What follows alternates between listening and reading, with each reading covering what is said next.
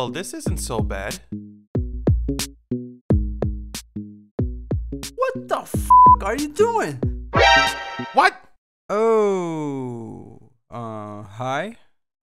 Who the are you? Wait, I recognize that voice. Yeah? You're the asshole that keeps hacking into my computer. How did you get aware of my... I'm practically your neighbor. Don't you remember? You! Aren't you that nerdy Sega fanboy that lives down the street?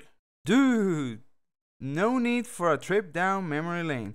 Just chill and tell me why on this day and age you are still playing a freaking Virtual Boy. What's wrong with that? I was curious about virtual reality and all the hype that the new headsets are causing, so I thought I could try out one of the very first attempts at VR. Fair enough, I guess. So, what do you think of VR at this point? Well, I guess that... Can't I just come in? No. I have a physical copy of Mortal Kombat X. So, you were saying that virtual reality interests you, huh?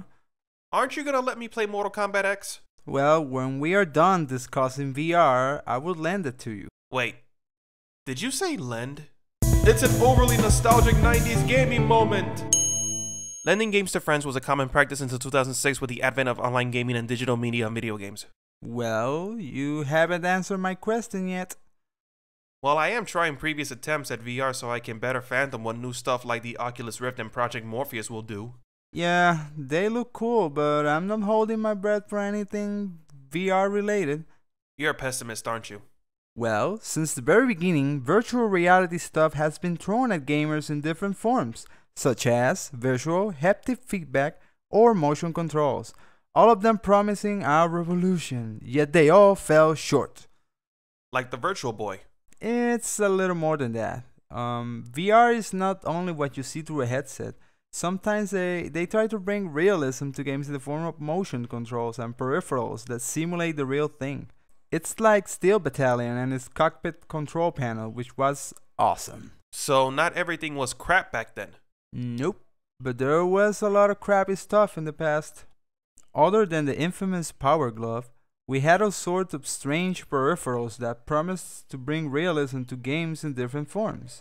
Did you know that Sega sold this thing where you could sort of use your extremities to control your character? You're talking about the Sega Activator that was sort of like the Kinect? Yeah, but the Kinect was a masterpiece compared to that. And another godforsaken device was the Tiger R-Zone, which was just a red and black version of a Tiger handheld game, just an inch from your eye.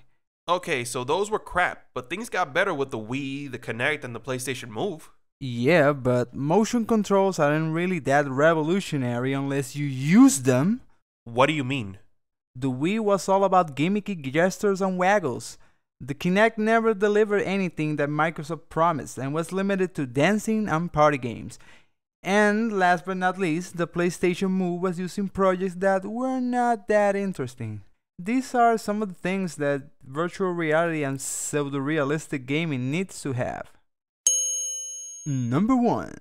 VR needs to be something a little more than flat polygons or graphics that look like an early Nintendo 64 game.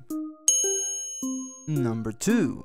We also need new and interesting concepts that go a little further than running, shooting, or screamer horror games.